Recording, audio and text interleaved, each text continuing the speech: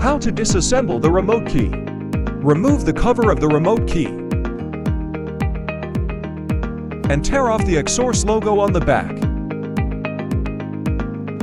Unscrew the screw with a screwdriver.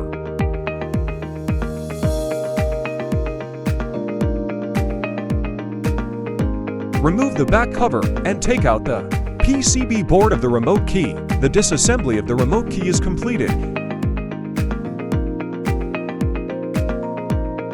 Change the garage remote key frequency. Connect the wired remote key cable provided with KeyTool Max Pro to KeyTool Max Pro and remote key. Select Special Function. Select VVDI Remote Function. Select Garage Door Key Customization. Click Red. We can see the remote control frequency is 315 MHz. Click on the value to be modified. Enter the frequency to modify.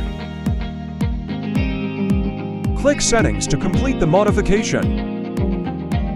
Click Red again. Now we can see that the frequency becomes 433 MHz.